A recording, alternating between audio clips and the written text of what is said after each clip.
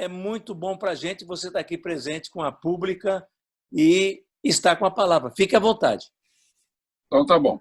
Bom, muito boa tarde, pessoal da Pública, servidores do Brasil. É uma honra muito grande esse convite que o Vandercy Polacchini nos retransmitiu, de estarmos aqui falando um pouco da economia brasileira.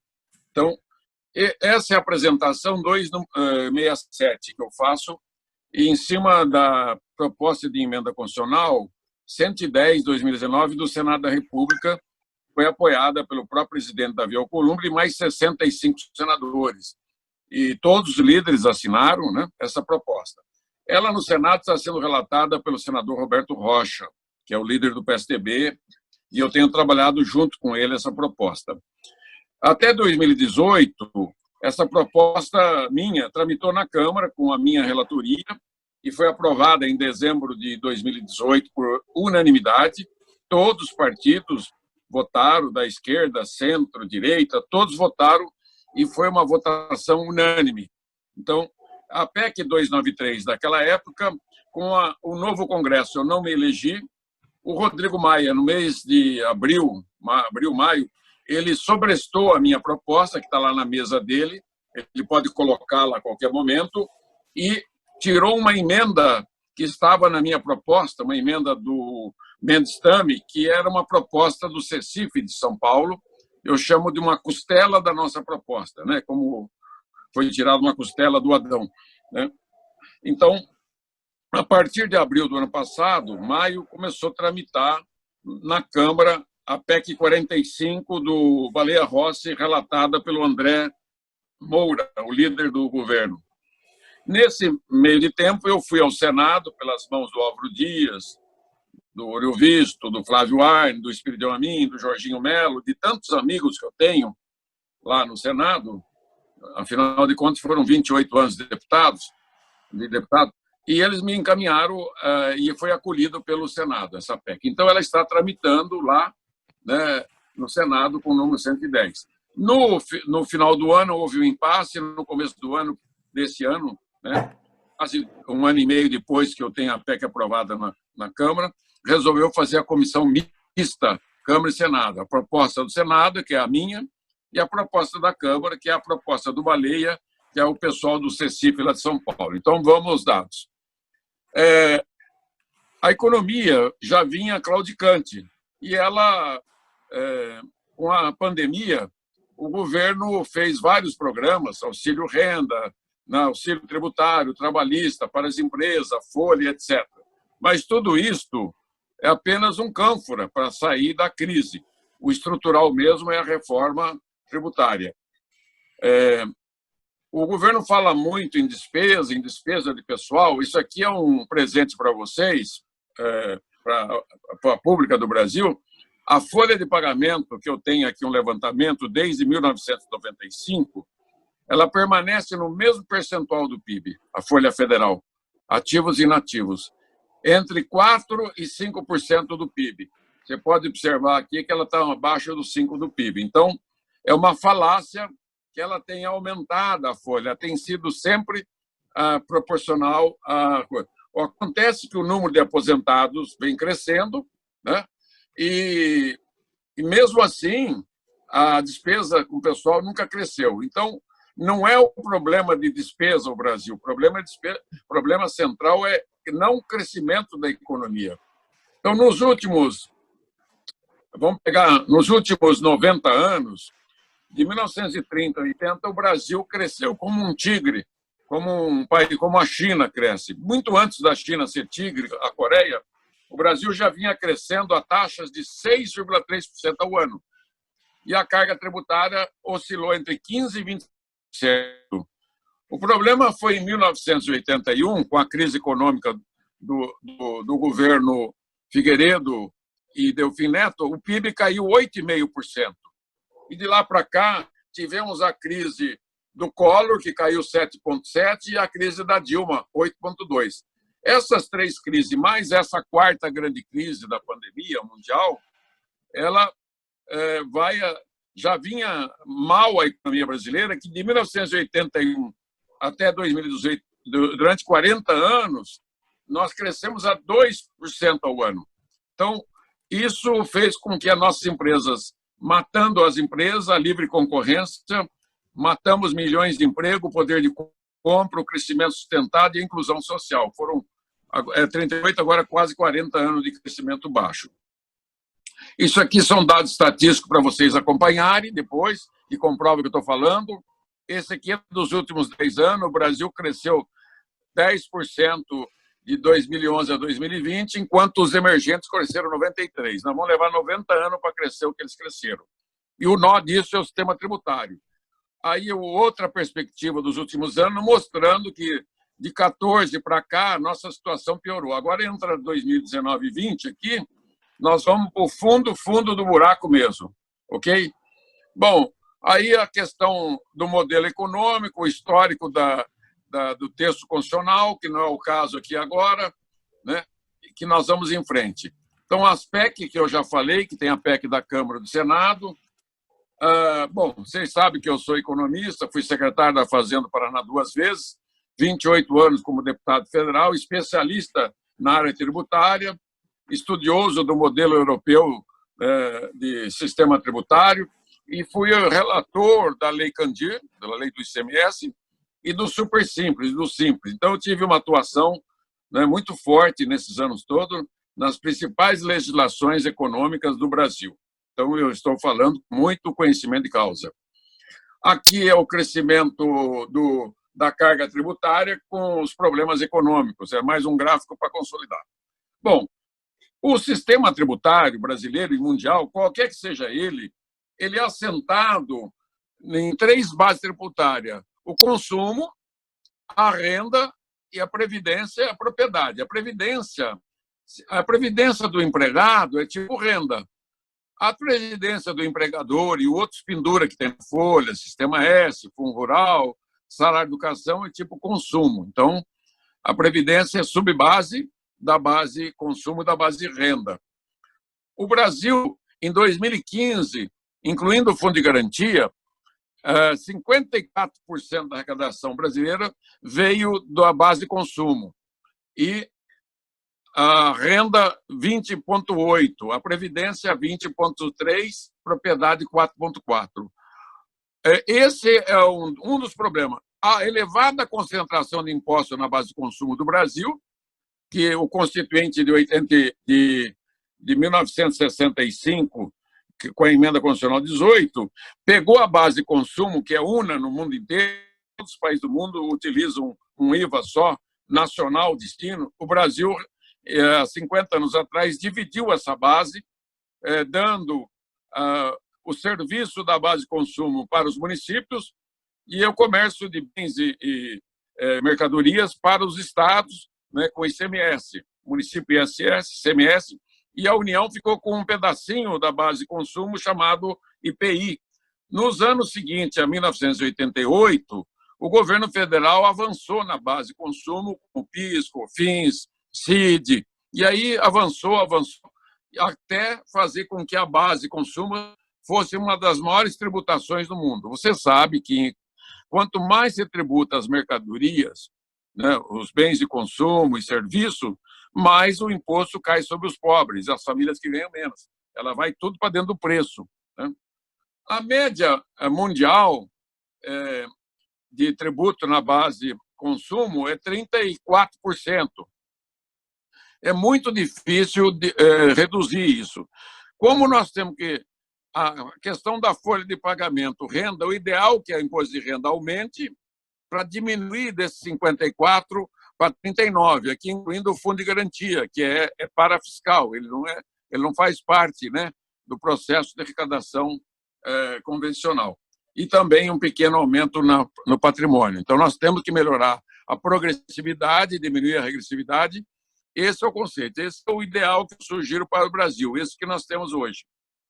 Bom, a nossa proposta desse modelo aqui e desse, eu proponho, na PEC 110, um só IBS, no lugar de toda aquela tranqueirada. Um só imposto de renda, só o INSS empregado e empregador, e ainda dá para tirar o tema S e colocar ele no consumo, aqui.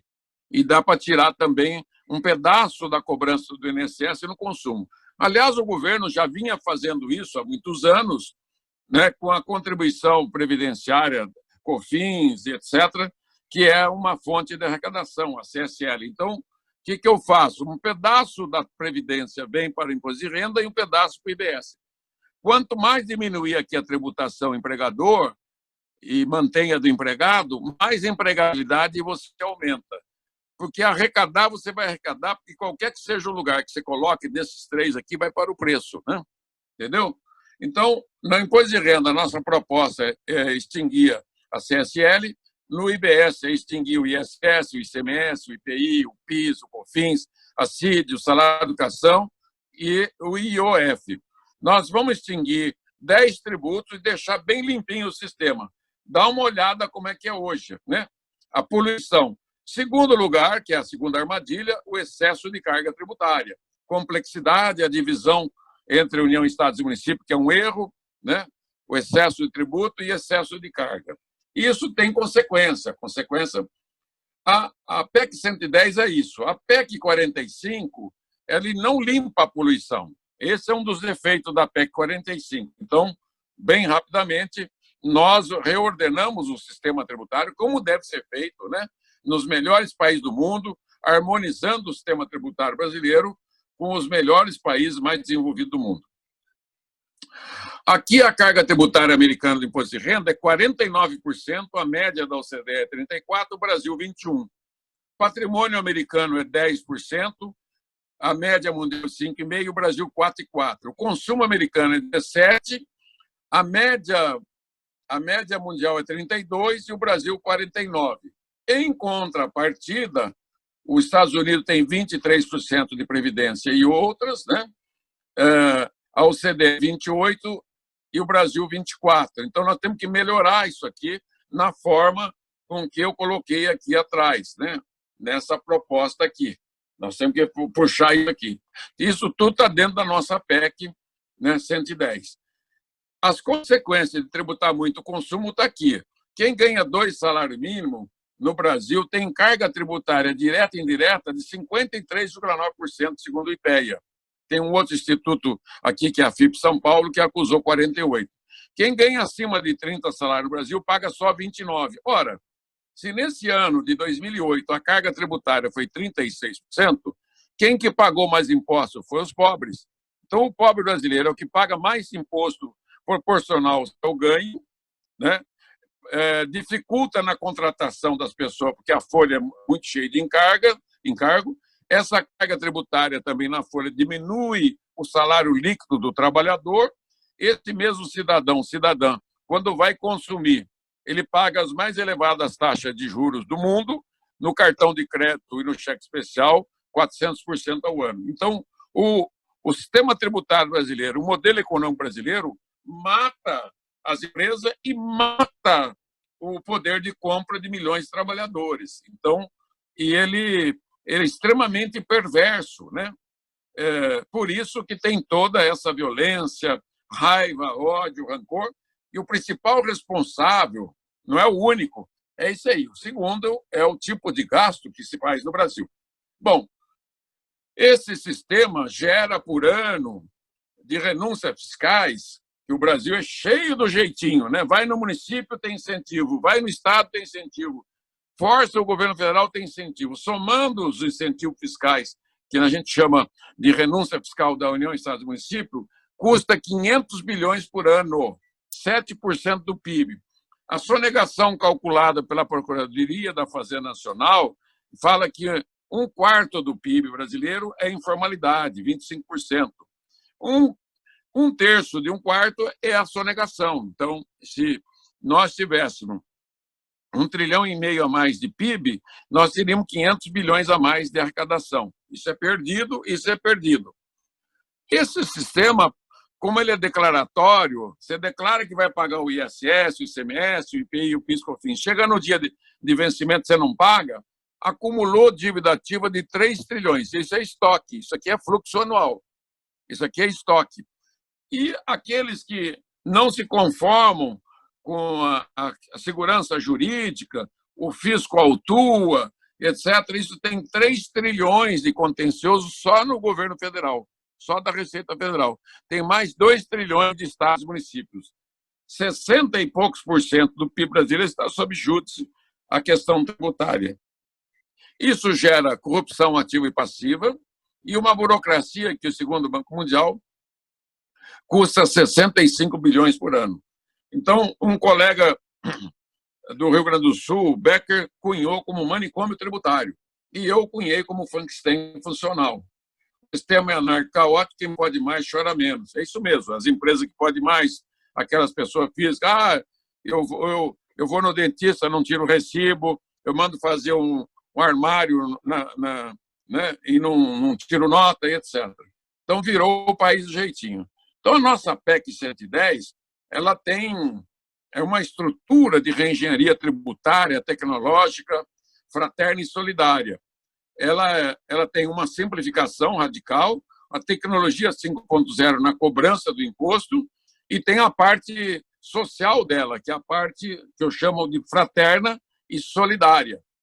Então, primeira regra, não mexer na carga tributária, nem para a população, nem para a União, Estados e municípios. Então, eu estou dando uma garantia, 5 anos com a mesma arrecadação para a União, Estados e municípios, e garantindo à sociedade que a carga tributária não vai passar da média dos últimos 5 anos, ou seja, na faixa de 33%, 34% do PIB, né? No máximo 35%. É isso que a gente tem pregado pelo Brasil inteiro. Segundo, essa base aqui é a simplificação que nós vamos eliminar. Serão eliminados só na base de consumo 9 tributos, né? O IVA, que é o IBS. O que é IVA? A palavra IVA, ela é uma palavra usada no mundo inteiro, que é imposto de valor agregado. O que é valor agregado? A palavra agregado, acrescentado, adicionado, que é a mesma coisa. Por exemplo, o ICMS é um imposto tipo IVA, porque ele é cobrado a cada etapa da cadeia produtiva, é tributada aquela etapa, deduzido da etapa seguinte. É débito e crédito. E nós vamos fazer alíquota por fora, né? As alíquotas poderão ser 4, 5 alíquotas e o crédito será financeiro. E a contribuição previdenciária, nós propomos diminuir ela dos valores de hoje, de 20 para 10, colocando na base de consumo, como já tem inúmeros setores pagando no consumo. Porque, no final das contas, quem paga mesmo é o consumidor. E a folha dos intensivos de mão de obra também, fazer uma diminuição para aumentar o número de empregos no Brasil. Essa arrecadação da base IVA, para substituir esses 9 tributos, o ISS, o ICMS, o IPI, o PIS, COFINS, CID, salário, educação, IOF e PASEP, isso aqui dá mais ou menos em valor de hoje de R$1 trilhão. 35% é da União e 65% Estados e municípios. Então, nós vamos criar um comitê gestor para administrar 65% desse tributo nas mãos dos estados e municípios e nos moldes do comitê gestor que eu criei no Super Simples, bem um comitê bem ágil, bem, né, pequeno, mas em sintonia com os fiscos dos 27 estados e Distrito Federal e dos 5.570 municípios. Então, vai ser uma central, né, de comitê gestor de gestão da fiscalização, tributação, fiscalização e arrecadação. E o IVA vai ser dual. A União tem o seu IVA, os estados e municípios. Para o contribuinte é a mesma coisa. E vamos ter um imposto seletivo só sobre cigarro e bebida, mais nada. Ok? Segundo pilar, primeiro é a simplificação, segundo é a cobrança eletrônica 5.0. Esse aqui eu incorporei já há 3 anos e meio, o modelo de cobrança dos estudos do Miguel Aburrab, é um empresário de Santa Catarina, do ramo de software. Hoje, o software dele gerencia 70% do abastecimento do supermercado, atacadistas e indústria do Brasil. Então, ele tem um excelente know-how. Quem quiser pode copiar o code, ou depois eu mando, que o imposto será cobrado pelo fluxo financeiro, na transação de compra e venda, não mais pelo ato declaratório. Como é que nós fazemos hoje para recolher o imposto, a empresa pagar e o fisco arrecadar? A cada empresa do Brasil ela tira nota de entrada, nota de saída, faz a apuração no final do mês, pega o extrato bancário, concilia e faz o DARF ou a guia de pagamento do imposto, a GR. Chega no mês seguinte para fazer o pagamento. A maioria paga, uma minoria não paga, fica devendo, o outro vai para a justiça, outro sonega. Então, nós vamos colocar um fim nisso. O imposto vai ser retido a cada compra e venda que fizer, desde a primeira etapa da cadeia produtiva, né, passando pela indústria, pelo atacadista e pelo varejista. E como o imposto ele vai mesmo para o preço final, quando chegar no consumidor final, o imposto vai estar retido em cada etapa e garantida a arrecadação da União, Estados e Municípios. Com isso, nós vamos eliminar aqueles 70 bilhões por ano que custa a burocracia, desaparece. Né? 70%, 80% desaparece e desaparece dos preços também. Com isso, nós acabamos com a guerra fiscal, né? Que custa 500 bilhões por ano, pelo menos 300 bilhões nós vamos eliminar de cara. Nós vamos eliminar a sonegação, pelo menos 50% dos 500 bilhões de sonegação. Por isso que eu falo, a arrecadação vai ser a mesma, mas a carga tributária para o consumidor, para o cidadão brasileiro, vai ser menor, muito menor.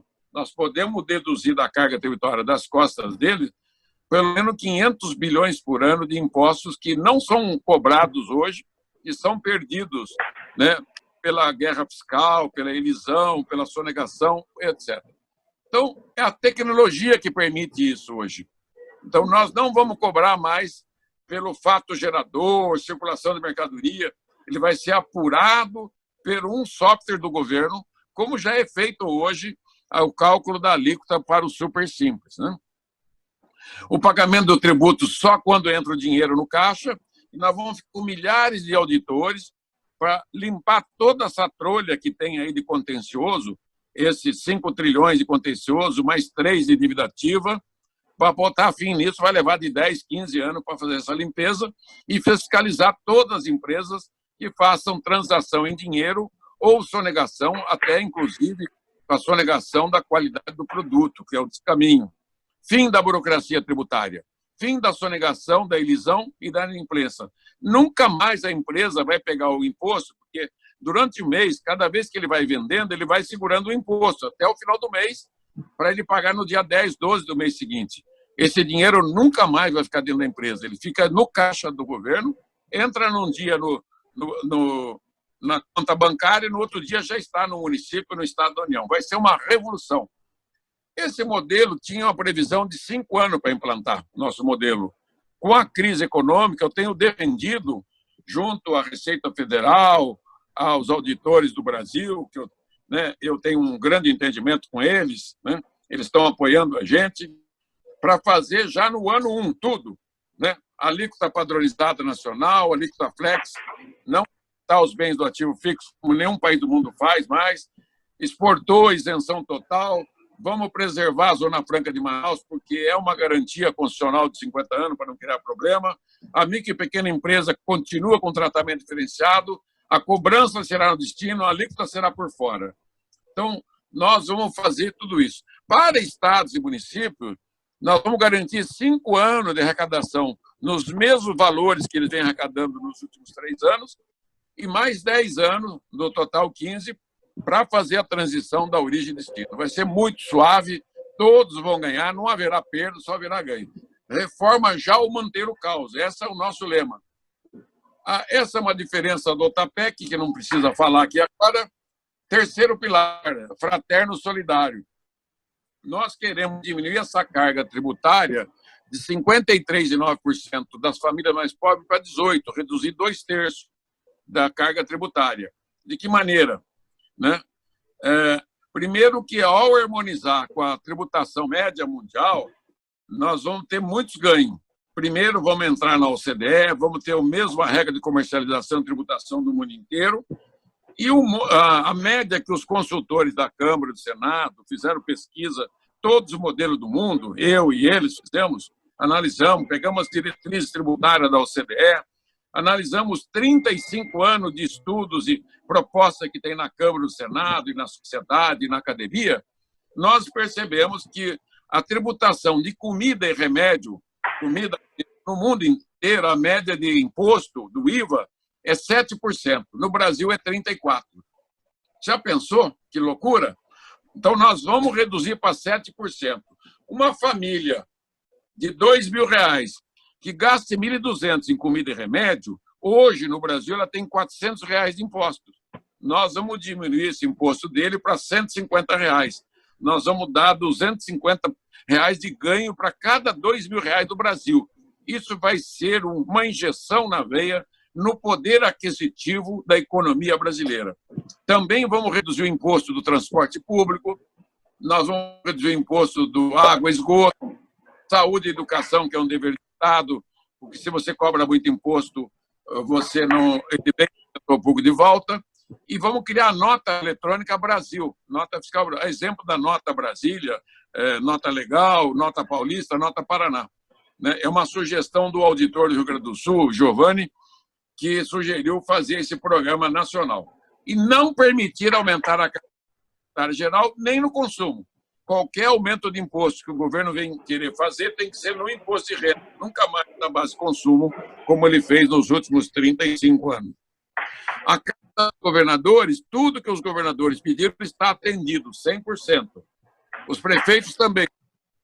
Essa PEC, eu falo que é a PEC da federação, ela fortalece os estados e municípios com seu fisco próprio. A outra PEC, não, ela não dá essa prerrogativa para estados e municípios, diz que tem que ter um comando só nacional e, com isso, o estado e município ficam enfraquecidos.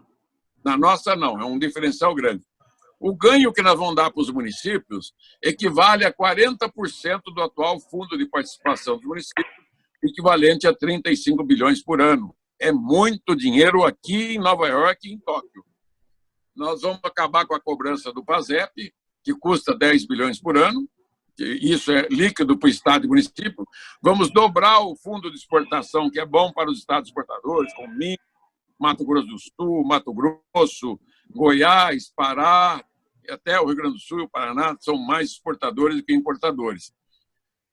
O Fundo de Desenvolvimento Econômico Regional, que o senador Roberto Rocha, que é o relator, colocou 3% do IBS. Como não vai ter guerra fiscal e incentivo fiscal, os governadores terão equivalente a 2018 de 30 bilhões por ano para poder fazer o seu programa de desenvolvimento industrial e econômico. Vamos manter todos os atuais fundos, comitê gestor, como eu disse, para estados e municípios, autonomia para estados e municípios. É ganho, ganho, ganho. O imposto de renda nós vamos eliminar a CSL e fica um imposto de renda só, como tem no mundo inteiro, e um comando constitucional para fazer a progressividade. Nós queremos diminuir a tributação do consumo, diminuir a regressividade. Isso está no texto constitucional, né? Para diminuir a carga tributária da base de consumo que tributa os pobres. Aqui, a outra proposta não trata do imposto de renda, né? E o que ganha no final tudo isso, o Brasil? Primeiro, vai ganhar crescimento econômico. Com certeza absoluta, o Brasil vem crescendo a 2% ao ano nos últimos 40 anos e nos últimos 10 vem crescendo a 1%, porque o sistema tributário é que mata as empresas, mata os empregos e mata o poder aquisitivo. É um problema interno, não tem nada a ver com as relações internacionais. Por que a agricultura vai tão bem e o resto da economia não vai? Porque a agricultura brasileira ela é grande exportadora, não só da agricultura, minerais e outras áreas, né, ligadas ao agro, porque ela está desonerada da tributação, os impostos de exportação, na Lei Candir, que fui eu que fiz a lei de 1956. Então, essa lei gerou o maior crescimento de exportação do mundo, que foi o Brasil que conseguiu com isso. E a minha empresa, que eu também tive a honra de ser o relator, é o maior programa de inclusão econômica e social da história do Brasil. 6 milhões de microempresas, 8 milhões de MEIs e 54% do estoque de emprego estão na microempresa, que representa 27% do PIB. Quando nós começamos a luta, representava 17%.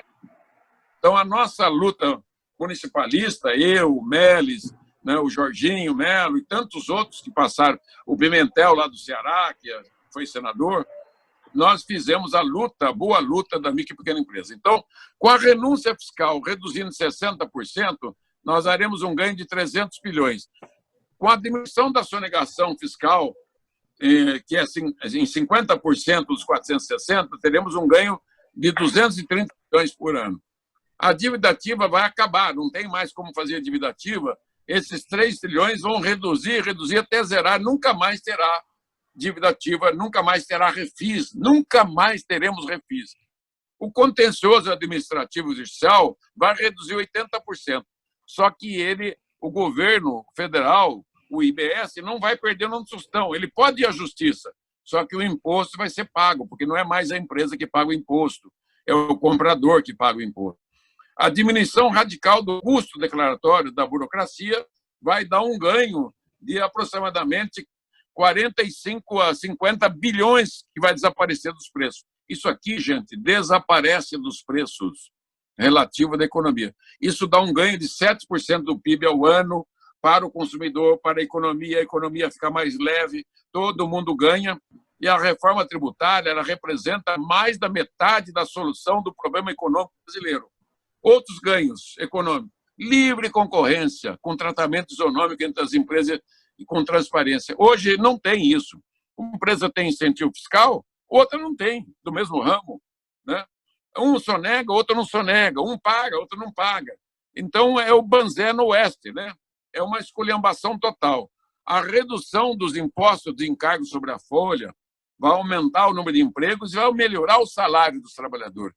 Isso vai gerar crescimento sustentado pelo menos o dobro da média mundial. O mundo vinha crescendo a 3% ao ano e o Brasil vinha crescendo a 1%, chegou a ser negativo.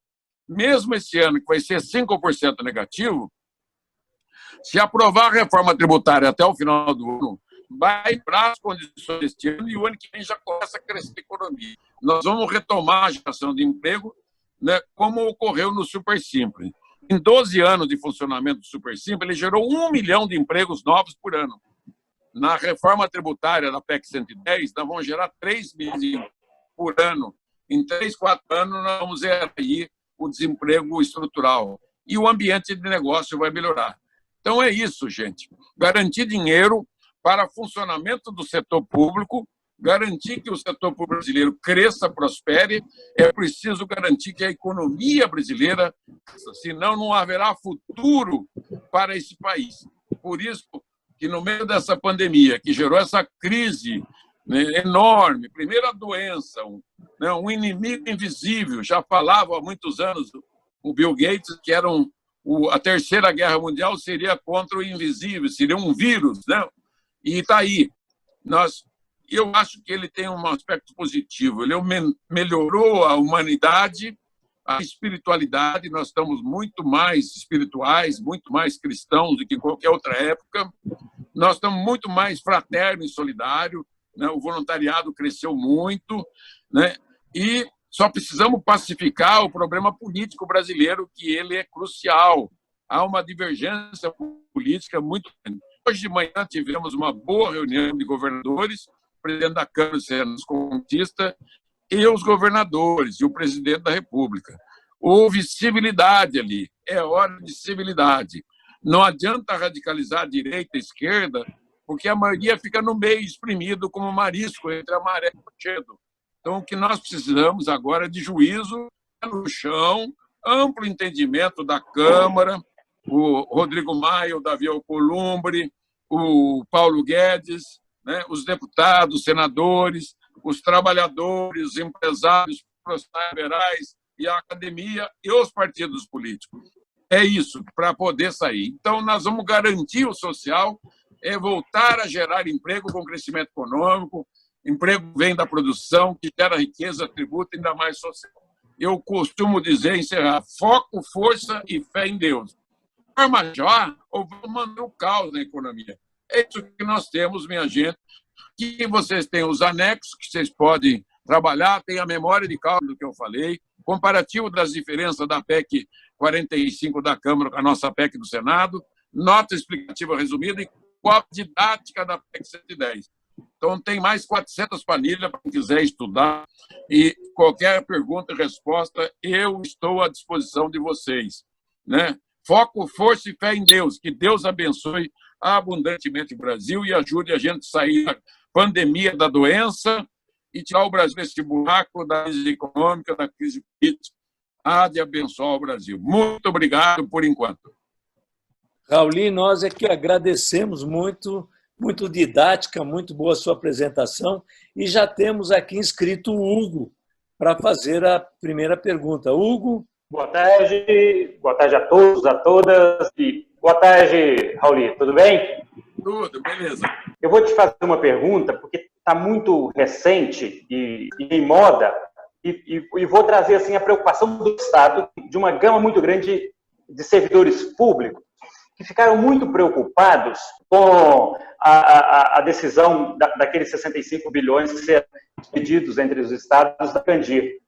Durante a apresentação, o senhor mencionou que foi relator da Lei Candir, então não há ninguém melhor do que o senhor para explicar isso. Durante alguns anos, havia uma discussão de que Minas Gerais teria perdido algo em torno entre 130 e 150 bilhões de reais com as exportações. Era um cálculo grotesco que foi feito em cima, por exemplo, se exportou 1 trilhão, jogou ali em cima e chegou a esse valor. Existe realmente valor para Minas Gerais, por exemplo, receber 130 bilhões? Minas Gerais está abrindo mão disso? Ou esse valor de 8 bilhões é o que havia para ser recebido? O Brasil tem tido exportações com superávit já há muitos anos. Quando foi na Constituinte de 88, eu e o secretário da Fazenda do Rio Grande do Sul, César Schirmer, e mais o secretário de Fazenda das 27 unidades federadas, colocamos no funcional um fundo de ressarcimento pelas perdas de exportação de produtos industrializados. Por que nós não colocamos naquela época de produtos in natura e semi-elaborados? Que havia uma cobrança de ICMS de 13% dos produtos in natura e cobrança de 11 e poucos por cento do semi-elaborado, que era o farelo de soja, o óleo degomado, o açúcar mascavo, o ferro gusa, que é o que o Minas Gerais muito exporta, o ferro e o ferro gusa, etc. Em 1996, o Brasil precisava harmonizar o seu sistema tributário por causa da Organização Mundial do Comércio, que não permitia que o Brasil continuasse exportando impostos. Um país do mundo importa impostos. O comércio internacional entre as 200 nações do mundo, você exporta sem impostos e importa sem imposto, e o imposto ele é colocado dentro do país, dentro do estado e do município. Porque o conceito imposto é de quem consome, não é de quem produz. É diferente o que aconteceu no Brasil por conta do ICMS. Esse é um dos erros. Então, nesse capítulo, a Lei Complementar 87/96, a Lei Candir, que eu tive a honra de ser relator, porque o Candir virou ministro e eu era relator do projeto de lei que regulamentava o ICMS. Na verdade, a Lei Candir é a lei que regulamentou o ICMS, que desde a Constituinte de 88, de janeiro e fevereiro de 89, que ela vigia com uma resolução do FAS. Ao fazer isso, zerou o imposto de exportação de grão semi-elaborado, zerou a média de 12% de tributação. Eu criei um fundo de compensação e ele vigiu até hoje. E havia também no texto constitucional o fundo que nós colocamos em 88 para a exportação de industrializado. Os dois fundos funcionaram em paralelo e de forma equivocada. Porque, na verdade, a exportação de industrializados e de agro, de commodities, é uma coisa, você exporta e importa. Nesses últimos, de 1996 para cá, já são 24 anos, né? O saldo da balança comercial positivo é o que vale. Exportou menos importação. Em média, o que o Brasil exporta é 20% maior do que importa. Então, numa exportação, nesse período de 24 anos, de 100%, 80% importou. Então, quer dizer que o saldo é 20%. Se você colocar 20 12% que você perde na exportação, com 12% do que você importou, na diferença, você tem um ganho. Então, não houve perda estrutural base na Lei Candir. Acontece em Minas Gerais, é exportador líquido. Mato Grosso do Sul, Mato Grosso, Pará, Goiás e um pouquinho menos os outros estados, como Paraná, Rio Grande do Sul e Santa Catarina. Então, essa diferença ela existe desfavorável a Minas Gerais. Então, o que eu faria se eu tivesse no Supremo e no governo? Pegava essa balança comercial, apurava isso, quais os estados que exportaram e importaram, porque a alíquota que você perde na exportação é de 12%. E a alíquota que você cobra daquilo que você importa é 18%. 18% sobre 80%, né, e 12% sobre 100%. Você faria essa conta. Então, perde 12% do que exportou e ganha 18% de 80%, dá 14%. Então, a soma total do imposto ICM no que exportou é maior do que importou, é maior do que você perdeu na exportação. Então, como há uma decisão do Supremo de pagar 65 bilhões até 2037, vai ressarcir. O problema é legal, eu não vi a conta, como é que foi feita essa conta, mas há um outro problema, Hugo. Os estados, com essa questão, deixaram de pagar o exportador. Então, ele não devolve o imposto que foi cobrado. Então, ele não teve perda, na verdade, porque, segundo a Associação Brasileira de Exportadores, de todas as áreas, da área de grãos e semi-elaborado, da indústria de couro, da indústria papeleira, da indústria do café, é que existe para receber dos estados mais de 100 bilhões de reais de crédito de ICMS que não foram devolvidos por conta das inúmeras crises econômicas. Vem lá de 2014, os estados não estão devolvendo. Então, na verdade, não, os estados têm para receber, e o Supremo diz que tem para receber, há estado que não tem para receber, vai receber, né? Esse que é o grande problema, e a maioria dos estados devem para o exportador. Então, eu não contaria com esse dinheiro. É um pouco assim como o ouro de Maquena, né? Lembra tinha um filme do Velho Oeste, do filme de cowboy e índio, que diz que tinha uma montanha de ouro no Velho Oeste, e saiu a caravana, o mocinho, o índio, o bandido, o batedor. Quando chegou no fim do filme, só sobrou o mocinho e a mocinha, e morreu todo mundo. A montanha era ouro de tolo, né? Era pirita, não era ouro, é o não ouro. Então, na verdade, o estado de Minas e todos os estados que estão em dificuldade é um problema interno, excesso de gasto. Vem crise, você tem que cortar. Ué. Se eu, nessa crise, eu perdi meus clientes, perdi meu faturamento, eu não tenho reajuste salarial, né? A Câmara não dá reajuste há 5 anos. Então, o que aconteceu?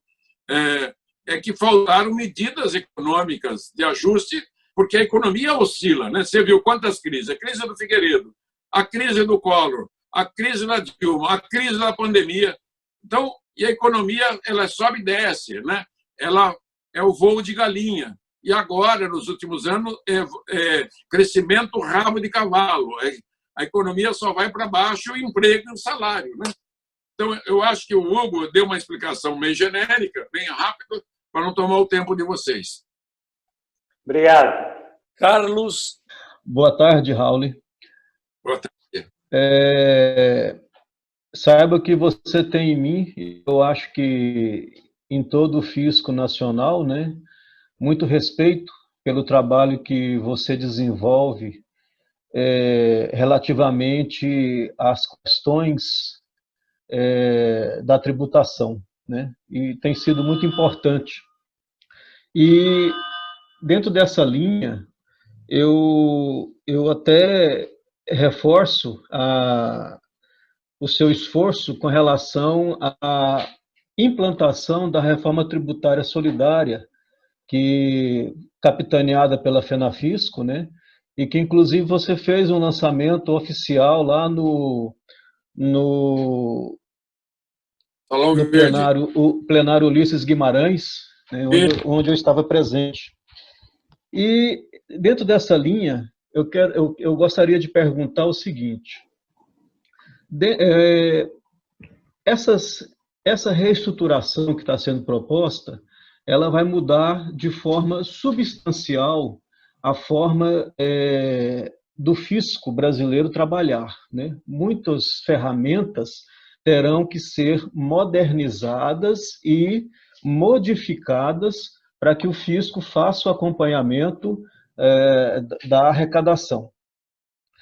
A FENAFISCO, de muito, ela acompanhou a PEC 186, né, e que, inclusive, foi aprovada na CCJ, e na época que o presidente era o deputado lá da região sul, me fugiu o nome dele agora. Depois o Vandercy me ajuda no nome, e você também me ajuda no nome. Maia. Como é o nome? Aquele outro Maia, o baixinho, né, do Rio Grande do Sul. Isso. Aí, assim, e agora, um pouco daquele conteúdo relativo à administração tributária, ele foi transportado para esse projeto que você apresentou, que é a parte que fortalece o fisco, dando-lhe maior autonomia para desenvolver as suas atribuições. Porque de nada adianta a gente modernizar um sistema e deixar os seus operadores sujeitos às ingerências de toda sorte, né? Políticas e administrativas. No seu ponto de vista, temos chance de aprovar esse conteúdo todo e, dessa forma, fortalecer também a administração tributária a nível nacional? Bom, agradeço a sua excelente pergunta, Carlos, como a do Hugo, né? Ela enfoca a questão do servidor. Sim. Uma reforma tributária que é essencial, ela é fundamental, ela é chamada mãe das reformas, que não contempla um capítulo para dar segurança jurídica, para dar segurança ao auditor, ao servidor do fisco, né? Seja ele é uma reforma capenga. Quais são os agentes envolvidos principais numa reforma tributária? À primeira vista, parece que é só a União para os municípios. Não é, não. É o primeiro, Sua Excelência, o cidadão. Né? Segundo, o contribuinte, que é o cidadão que consome, é ele que paga o imposto. Há um conceito equivocado que é a empresa que paga imposto. Não. Quem paga o imposto é quem consome a mercadoria, o bem, o serviço. É isso aí. Então, esse conceito. Segundo, então, vamos lá, o cidadão, a empresa, a União, os estados, os municípios, né, os prestadores de serviços profissionais liberais e a estrutura básica, que é o fisco e o contabilista. Então, o fisco, ele é peça central. Eu poderia dizer mais numa relação direta do Estado, né, com a empresa e o fisco, um tripé, para suportar o Estado, os três entes, né? Suportar o consumidor, que é a empresa consumidor, e suportar a arrecadação, a intermediação dele com os contabilistas que fazem essa escritura, né? Aí entram as outras profissões. Então, é preciso, como nós fizemos, ouvimos as 8 categorias de servidores, né, do fisco brasileiro, né, e conseguimos introduzir no texto. Ora, como toda empreitada legislativa, você sabe, vocês estão feitos a isso também como eu, 28 anos de Congresso, mais na Constituinte, agora 1 ano e meio depois, eu estou mais de 30 e poucos anos trabalhando nesta área legislativa, pública. Eu tenho 50 anos de vida pública. Então, aprendendo a ser um homem de Estado, formando para ser um homem de Estado. Então, eu defenderei com toda a minha força, com toda a minha capacidade intelectual e, claro, tenho o suporte de vocês, né, servidores públicos do Brasil, que são uma peça essencial da vida da nação, né, em qualquer nação do mundo, especialmente o Brasil, que é muito carente e precisa de servidor público em todas as áreas. Então, nós haveremos de vencer mantendo o texto. Ainda hoje eu falei com o relator, né, o líder Aguinaldo, Ontem, conversei novamente com o Roberto Rocha, que é o presidente da comissão, entendeu? Tenho conversado com muitas lideranças, né? Tenho tido um diálogo desde com o Tostes, né? Que é da secretário da Receita Federal, com o Carlos Médici, que é do Sebrae Nacional, CNDL. Eu tenho aqui, nesses dias de quaresma cívica, né, que é a 70ª, já estamos em 70 dias, que é a crise, eu chamo a crise do capitalismo, né, é a quaresma do capitalismo mundial. Eu tenho assistido palestras de todos os matizes. Hoje de manhã eu tomei o cuidado de assistir o Bolsonaro com os governadores. Ontem assisti várias, 4, 5 palestras, e tenho feito 4, 5, 6 palestras. Daqui a pouco eu faço outra com outro grupo, que é dos como é que chama? Os corretores, né? Que fazem a intermediação de compra e venda de todo o Brasil. Às 3h30, daqui a pouco já faço para eles. Então, eu acho assim, é convencimento. Ainda ontem tivemos uma reunião com todo o colegiado sindical, né, dos fiscos brasileiros, e foi excelente. E começamos a traçar uma estratégia muito boa para a gente fazer a interlocução com todos os deputados, senadores, a imprensa brasileira, com todos os agentes que estão ligados a essa questão fundamental. E não deixar fazer reforminha meia boca, porque o governo federal insiste em fazer reforma só do PIS/COFINS e querer reduzir a folha. Reforma fatiada é gambiarra. Então, nós temos que ter a visão. O funcionário público brasileiro, que nós vivemos disso, e eu também me incluo, porque minha vida toda foi pública, nós dependemos que a viabilização do setor público passa pela simplificação do sistema, tecnologia 5.0 e a questão fraterna, para tirar a tributação das costas dos pobres e jogar nos mais ricos. É isso. Inscrito a Mauri e depois Rangel. A Mauri. Olá, Rauli. Tenho ouvido você algumas oportunidades e reconheço a sua honestidade intelectual e o seu compromisso com a proposta de reforma tributária. Dito isto, trago a você, assim como sempre trouxe seus colegas que discutiram as questões de reforma tributária, se nós não estamos dando um caráter de grande revolução à reforma tributária, sem considerar outras necessárias políticas públicas que altere o desequilíbrio da distribuição de renda e riqueza nesse país e que determina a ausência de mercado interno, a ausência de capacidade de consumo das pessoas. E o caminho tem sido o inverso do que é necessário, né? Inclusive a reforma trabalhista desconstituiu direitos e desconstituiu ganhos reais dos trabalhadores. Então, eu queria que você tratasse um pouco disso e queria que você comentasse uma coisa que é importante. Em todos os momentos, os ciclos históricos da economia, sempre se tributa mais àquele produto que tem mais riqueza, o ouro, a cana-de-açúcar, a exportação do café. E, nesse momento, quem tem mais riqueza, quem está acumulando riqueza é o setor financeiro. E eu não enxergo claramente nessa proposta de reforma tributária como nós vamos alcançar o setor financeiro que está acumulando um maior volume de riquezas. Então, gostaria que tu tratasse um pouco disso, porque fico ansioso que essas questões não estão, para mim, não estão claras, talvez para os senhores estejam. Obrigado. Malu, Amaury, muito boa a questão, porque é muito recorrente essa dúvida e essa questão que você coloca. Imposto é imposição do Estado para a sociedade para ter um governo, né, no mundo inteiro. Na antiguidade, havia no Brasil a lei do quinto, que era 20% da produção de tudo que o Brasil produzia. Não tinha imposto de renda, né, não tinha impostos patrimoniais.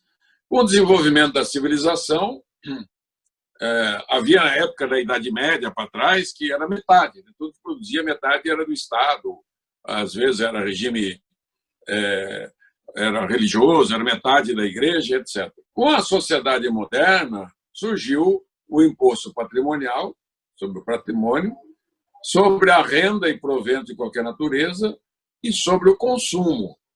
E as sociedades mais modernas do século XXI, começou no século XIX, mas acentuou no século XX, ela começou no XIX, começou no século XX, os regimes de previdência, que implicam ter uma contribuição de empregado e empregador, daí surge uma ciência chamada atuária, que calcula a expectativa de vida, contribuição para se garantir uma previdência para o trabalhador. Porque é pressuposto que o capitalista ele tem o seu dinheiro, a sua renda, o seu ganho, e ele não vai precisar de um regime de previdência. Bom, como oferir os recursos nessas 3 bases tributárias? Só existem 3 bases tributárias, não existe uma 4ª base tributária. A propriedade, o patrimônio, onde tem o IPTU, o IPVA, o ITR, o Imposto de Transmissão Casa-Morte e Intervivos. A base de rendas e proventos de qualquer natureza, que no Brasil tem o Imposto de Renda Clássico Mundial, pessoa física e jurídica, e tem uma excrescência que foi criada após 88, que é a contribuição social sobre o lucro líquido, que foi criada só para não dar partilha para os estados e municípios. E tudo que o Estado, tudo que a União arrecadar de imposto de renda, ela teria que devolver, hoje, 49% para estados e municípios, que é a cota parte dos fundos de participação deles, e 59% do IPI. Então, a União optou, turbinou a base consumo e esqueceu a base patrimônio. Deixar o sistema tributário caótico, transformou em manicômio, criando tributos na base consumo e na base renda, desorganizando a estrutura tributária brasileira, inflacionando a base consumo. Então, deixou de arrecadar na base renda. Para fazer com que haja justiça tributária, é preciso desonerar os pobres, na chamada diminuição da regressividade e colocar a progressividade. Progressividade, no mundo todo, cobra mais de quem ganha mais, cobra menos de quem ganha menos, até zerar. Então, é esse conceito que está embutido na PEC 110. Ela é solidária e fraterna. Eu usava o nome de fraterno porque eu sou do movimento político de unidade mundial, o movimento focolarino, e o solidário vem dos movimentos fiscais e da esquerda, que é o capitaneado ali pela Anfip, pela Fisco e todos que patrocinaram a PEC solidária. Então, a PEC 110 ela é solidária porque tem tudo que a PEC solidária propõe e tem os conceitos que eu também defendo, né, há décadas, de princípio de fraternidade e solidariedade. Então, o banco é assim, você tem que tributar o lucro do banco, o dividendo do banco. Agora, se você tributa o dinheiro do banco, como é o IOF, o PIS/COFINS do dinheiro está tributando quem toma dinheiro emprestado. As grandes empresas, os ricos, pagam pouco juros. Aqueles que ganham menos pagam 10, 20 vezes mais juros do que um rico e um meio rico. Então, nós temos que saber ter sabedoria, e esse projeto tem isso, nós queremos tributar sempre o que tiver de lucro, o banco tributar progressivamente. Não só ele, mas aquele que, né, recebe o dividendo do banco, para equilibrar. Qual o conceito internacional? Né, tributação de imposto de renda no mundo inteiro. Então, por isso que nós temos que a primeira missão, Mauri, diminuir a carga tributária do consumo, desonerando as famílias mais pobres. Isso está sendo feito. Outra coisa, no banco, um IVA vai cobrar os serviços, né, do banco como deve ser cobrado, com alíquota grande, de 20%, 25%. Hoje a alíquota do serviço é 5%, e não há nenhum município do Brasil que cobre mais que 2% de um banco. Por quê? O prefeito não tem força de tributar um banco. Segundo, só tributa nas grandes cidades, porque nas pequenas nem tem departamento de ISS. E os bancos estão no país inteiro. Então, fique bem tranquilo que nós estamos com uma visão estratégica, solidária e fraterna, né, muito avançada e progressiva. Né? Nós estamos muito assentados, com o pé no chão, e a maioria está com a gente nesse capítulo aí. Último inscrito, Rangel. Em primeiro lugar, parabéns. Parabéns por todas essas explicações, essa verdadeira aula que você está dando sobre o nosso sistema tributário. Você fala com muito empenho na expectativa da aprovação da proposta dessa reforma tributária, mas nós temos conhecimento de que existem uma série de matérias que estão tramitando e que talvez tenham uma prioridade ou interesses que podem fazer com que essa reforma tributária não seja a grande prioridade, até por conta de outros interesses. Eu te pergunto, existe a possibilidade real, concreta, política, de se conduzir essa reforma tributária para que ela seja aprovada, como seria a tua expectativa até o final deste ano? Eu sou otimista inveterado, né? Sou positivista e otimista. Eu tenho feito pregação pelo Brasil. Você viu que essa aqui é a 267ª palestra que eu faço no Brasil. E meu dever é esse, claro, né? Mesmo sem mandato parlamentar, hoje eu tenho mais prestígio na imprensa nacional do que antes. Então, eu tenho acompanhado 24 horas todo o trabalho e o acontecimento. Ainda hoje eu falei com o relator, o líder Aguinaldo, aqui, ó, matéria que está ali foi publicada agora há pouco de manhã pelo portal Congresso em Foco, né? O Congresso e Governo discutem votação de reforma durante a pandemia. Então, a discussão. O Rodrigo Maia disse que vai abrir a discussão, aí vem a matéria dele, começa a polêmica, eu mandei hoje para o pessoal todo, né? As discussões sobre a reforma tributária devem ser retomadas no Congresso semana que vem. Uma reunião da cúpula da comissão mista, vai ser por áudio, né, como essa, por Zoom, ou por outro aplicativo. O relator líder Aguinaldo está trabalhando no texto junto com a sua assessoria técnica. Sua missão é consolidar as duas PECs. Quais são as PECs? A 45 da Câmara e a 110, que é nossa, do Senado.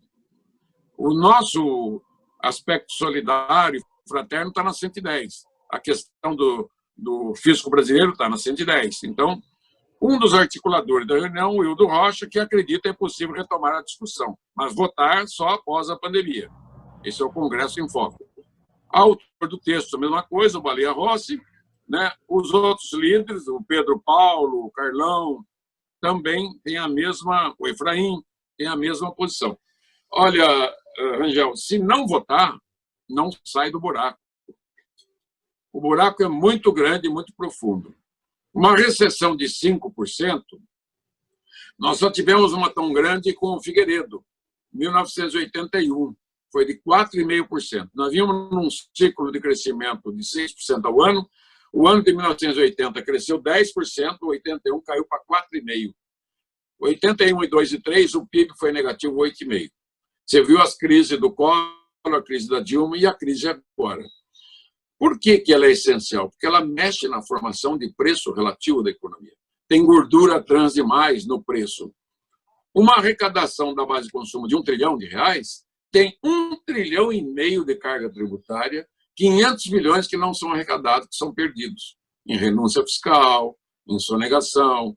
Você declara que vai pagar e não paga. É isso.